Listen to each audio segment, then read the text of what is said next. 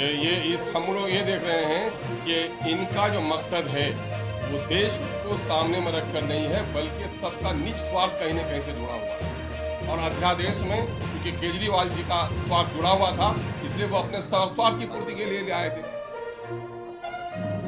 और इसमें 370 में उसने भाजपा का भी साथ दिया है। कोरोना काल में एंटी माइनॉरिटी जो उनकी एक्टिविटीज रही है वो भी सबके सामने में रही है। मैं कह रहा हूं कि इस देश में कोई भी लड़ाई, स्वतंत्रता संग्राम की लड़ाई रही हो, इंदिरा गांधी के जुल्म के खिलाफ लड़ाई आंदोलन चला हो, कभी भी मुस्लिम, दलित और सिखों को छोड़कर कोई आंदोलन सफल नहीं हो सका है। और आज इस समूह को नजरअंदाज किया जाना, मैं समझता हूं कि भयानक राजनीतिक गलती है। जी के रहते हुए माइनॉरिटी के लोगों को इस तरह नजरअंदाज किया गया, ये भी हमारे लिए हैरत की बात थी। हम चाहते हैं कि बीजेपी को हटाने के लिए एक लार्जर अलायंस बने, लेकिन एक ऐसा अलायंस जिसमें माइनॉरिटीज को, दलितों को नजरअंदाज कर दिया जाए, मैं समझता हूं कि देश की जनता को स्वीकार नहीं होगा। फिर इससे तो यही जाहिर होता है कि स्वार्थियों की एक जमात हो सकती है, देश के आम जनों के हित में लड़ने वाला कोई समूह नहीं हो सकता है। इस बात पर मुझे हैरत भी है, ताज्जुब भी है और MIM इजहार अफसोस भी करता है। यही वजह है कि हम लोगों ने बड़े दर्दमंदी के साथ कहा है कि मुमकिन है ये गठबंधन बने।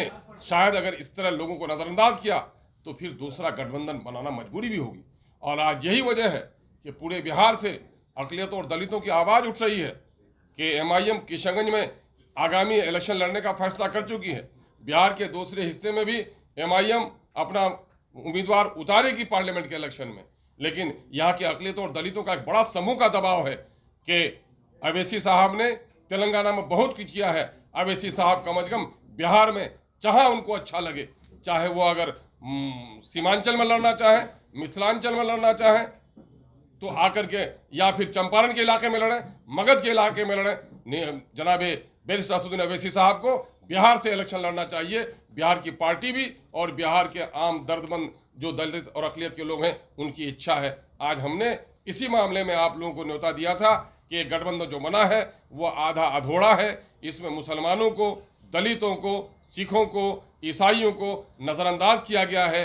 मुस्लिम रिप्रेजेंटेशन कहीं से भी इसमें नहीं दिखा है। इसी दुख के इजहार के लिए हमने बुलाया। नीतीश कुमार लोगों को शुरू से कहते रहे हैं कि भारतीय जनता पार्टी की भाषा बोलते हैं, उनकी मदद करते हैं। मायावती में भी यही इल्जाम लगता है, इसलिए आपको नहीं बुलाया गया कि हो सकता है आप मुखबिरी कर दें, जिस तरह जीतन राम मांझी को उन्होंने इल्जाम लगा के बात किया। मैं कह रहा हूँ ये कोई साजिशी गढ़ो है जो मुखबिरी। लोकतंत्र में जो कुछ भी होता है खुल्लम खुल्ला होता है। ये इनका इसके माने इनका कोई खुफिया एजेंडा भी, हिडन एजेंडा भी है जिसकी मुखबिरी लोग करते होंगे। ये हिडन एजेंडा क्या है इनका? हिडन एजेंडा तो यही होगा नीतीश कुमार जी का कि किसी तरह से बीजेपी में फिर राह निकाल ले। वो इनका हिडन एजेंडा तो वही रहा है। बीएसपी से कोई बात चल रही है आप लोगों की गठबंधन को लेकर के? देखिए, सवाल ये पैदा होता है कि आदमी को जब जगह नहीं मिलती अपनी जगह तलाश करनी पड़ती है, और हम किसी के मोहताज नहीं हैं। अकेले चलने की आदत हमको है भी, और अगर कोई रास्ते में विचारधारा से मिलता हुआ मुसाफिर मिलेगा तो उसके साथ चलने में भी हमको कोई दिक्कत नहीं है। और हमारे नेता इस मामले में प्रयास करते हैं, और पहले भी हम लोगों ने किया भी है, गठबंधन किया भी है ना। और अभी वो गठबंधन पूरे तौर पर टूटा भी नहीं है, हमारे साथ है कुछ समूह जुड़े हुए। आपने कहा कि अलग गठबंधन बनाने की जरूरत है, तो उसमें कौन-कौन से दल होंगे? मैं कह रहा हूं कि मेरा तो पहले से भी ग्रैंड अलायंस बना हुआ है। मामला ये है कि वो हमारे कुछ घटक लोग हैं, कुछ खिसक गए हैं। हम अगर ज़रूरत पड़ी तो हम उसको फिर असरेनो उसको हरकत में लेकर आएंगे। लेकिन ये जो बना हुआ है, क्या इससे आप सहमत हैं कि पूरे तौर पर पूर्ण हो गया? आप देख रहे हैं देश की बड़ी बड़ी 3 रियासतों में जहां आप देखेंगे कि आंध्र प्रदेश की नुमाइंदगी नहीं हो सकी, नहीं आ सके, वो रेडी नहीं आ सके। आप देखेंगे TRS नहीं इसमें आए।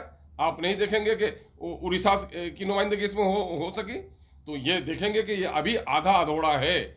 और मैं समझता हूं कि देश में कोई भी गठबंधन ऐसा बनता हो जिसमें माइनॉरिटी को, दलितों को उसकी वाजिब हकदारी नहीं अगर दिया जाए, तो मैं समझता हूं कि वो गठबंधन नामुकम्मल है। अगर अभी भी आप लोगों को बुलाया जाए दावत के, तो आप लोग शामिल होंगे? भाई अभी बुलाया जाएगा, जब वो मौसम बदलता है तो मिजाज बदलता है। हम ऐसे लालची गरोह नहीं है कि उनके लिए मुंह उठाए हुए हैं। हमें देश के जनता की हित है कि एक लार्जर अलायंस होना चाहिए, मतलब परस्तों का, मुफाद परस्तों का, निज स्वार्थियों का नहीं। देश की जनता के लिए बलिदान देने वालों का एक समूह जमा होना चाहिए। अगर विचारधारा मिलेगा, बात बैठकर होगी तो बात आगे बढ़ सकती है। आप कहना चाहते हैं जो मुस्लिम मुक्त गठबंधन बना, यकीनन यकीनन मेरी साहब, मेरा इल्जाम ही नहीं सबूत भी है कि बिहार ने मेजबानी की, बिहार का भी एक मुस्लिम चेहरा कहीं नजर नहीं आया। और पूरे देश के अंदर में मुस्लिम लीडरशिप जिन पार्टियों से वाबस्ता है, चाहे मुस्लिम लीग हो, ऑल इंडिया मजलिस इत्तेहादुल मुस्लिमीन हो या AUIUDF हो, किसी की भी नुमाइंदगी इसमें नहीं हुई है। तो इसके माने ये है कि मुस्लिम मुक्त है या मुस्लिम विरोधी जो कह लीजिए आप, इसे कह सकते हैं। क्रिश्चियन का भी कोई नुमाइंदगी इसमें नहीं हो सकी है। दलितों का एक बड़ा समूह है इसमें, उससे महरूम रह गया है। यादव को अपना नेता मानते हैं, तो जी, बिहार के मुस्लिम दलित तो लालू यादव को नेता मानते हैं, तो उसमें कि कब ये सर्टिफिकेट किसी ने दिया? किसने सर्टिफिकेट दे दिया? आपके कहने से ये सर्टिफिकेट मिल जाएगा उनको। हर एक, इसके माने ये है कि 75 सालों के दरमियान में भी दलितों के दरमियान में अपनी लीडरशिप और अपने मुद्दों पर बात करने की सलाहियत पैदा नहीं हुई। ये तो हैरत की बात है। क्या दलित समाज आज भी इतना दबा हुआ है कि उसके दर्द की आवाज भी दूसरा बयान करेगा? आपने ही अभी कहा कि लालू यादव MY की राजनीति कर रहे हैं। नहीं करते रहे हैं, वो करते रहे हैं। और उसने अपने कार्यकाल में जब MY की वकालत करते रहे थे तो मुस्लिम चेहरों को भी सामने उसने रखा। लेकिन न जाने आज लालू जी पर कहीं तेजस्वी जी का जो मिजाज है वो कहीं हावी हो गया हो, ये आश्चर्य की बात है। मैंने तो अपने सियासी गुरु के बारे में कहा, यह आश्चर्य की बात है। पहला मौका है कि लालू जी की उपस्थिति में माइनॉरिटी को इस तरह नजरअंदाज कर दिया गया, ये खेदजनक है। क्या अगला जो आप लोग विपक्षी एकता की जो रूपरेखा बना रहे हैं वो धर्म के आधार पर बनाना चाहते हैं? नहीं, बिल्कुल नहीं, धर्म के आधार पर नहीं, धर्म के आधार पर नहीं। मैं कह रहा हूं माइनॉरिटी को एक मौका दिया गया है देश के अंदर में, कमजोर तबके की नुमाइंदगी हो, इनके लिए रिजर्वेशन लाया गया है, SC ST के रिजर्वेशन लाया गया है। चूंकि जो समूह कमजोर है उसके लिए रिजर्वेशन का मौका है संविधान में, और उनको नजरअंदाज कर दिया गया है। और सारे आंकड़े बता रहे हैं कि जिसकी लीडरशिप सामने में नहीं आई है, जिन लोगों की सत्ते में साझेदारी नहीं रही है, वो समूह कमजोर हुआ है। इसलिए ऐसे समूह की नुमाइंदगी होना जरूरी है। मैं इस अंदाज से बात कर रहा हूं, ये देश बनेगा तो सबके विकास से देश का विकास होगा।